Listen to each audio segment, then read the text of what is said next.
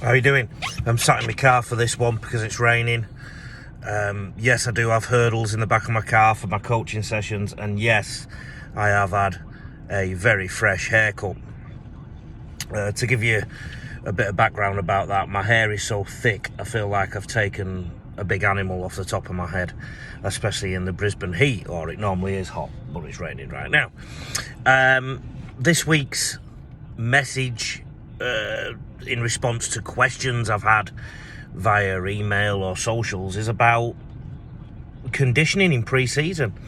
I had one interesting email from a member who said he was taking on a strength and conditioning job for the first time ever, and to give him some basic guidelines. Well, I really am going to take this, strip it right back and say it in the most simple possible terms, because one of the things you find with regards to a lot of strength and conditioning materials is they can be quite complicated sometimes and a lot of big words, and I'm one of those who likes to make things a bit simpler for people to understand. Let me just have a sip of my coffee because it's morning. First things first, to me there are two types of rugby league conditioning you can do, right? You can either be in a split coaching environment where the coaches and the conditioners are two separate groups. The players will go over to a station or to half the session or a quarter of the session that is clearly conditioning, and then they go to the other half or the other quarter, which is anything related to the game, so ball work, skills, teamwork, all that kind of thing. That's the split conditioning method. The all-in-one method, and one that I subscribe to, and I have done for a long time, is that the minute the session starts until the minute the session ends is conditioning. So whenever the heart rate goes up from a normal resting state to when it recovers and comes down is part of a conditioning process. Anywho, I'll go through both and what we probably need to think about if you're a new conditioning coach doing things for the first time.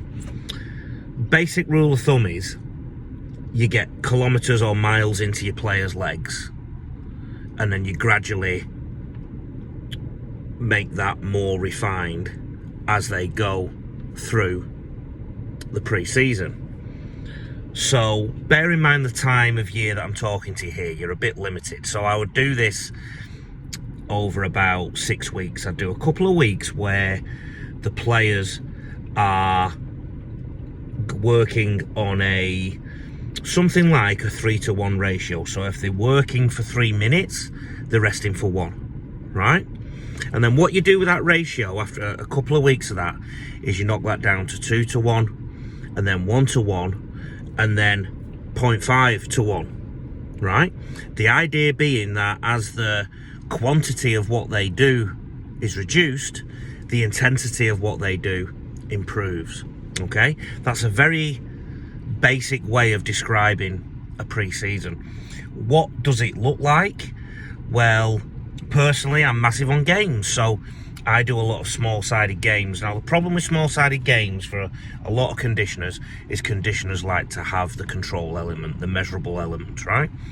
And a conditioning game, unless you've got GPS, isn't superb for measuring.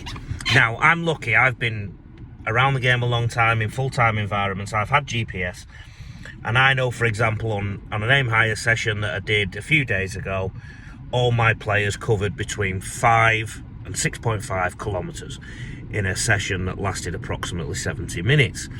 Within that time, a lot of them sprinted approximately 30 times, so their high intensity involvements were quite frequent.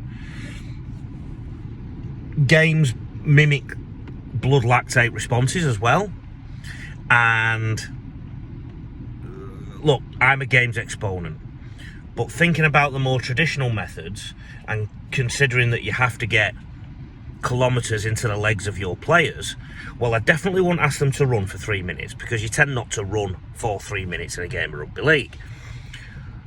What you might do, however, is sprint for 10 seconds, jog for 50. Sprint for 10 seconds, jog for 50. Sprint for 10 seconds, jog for 50. Now, you might even increase that and have more sprints in there or whatever it may be. But do you understand the point I'm trying to make there, which is about mimicking the game? Because if you think about the game of rugby league, it's essentially a lot of 10-metre bursts followed and interspersed with jogging and walking and all that kind of thing, right? So you've not got long. To the member who messaged me, you've not got long. I would basically get a lot of kilometres or miles into their legs early and then refine it. So with that, you think of those ratios. So 3 to 1. 3 to 1 could be 30 seconds to 10 seconds rest, right? It could be 3 minutes work, 1 minute rest, that kind of thing, right? Okay, so I hope that helps you. Please comment, please jump in. See ya.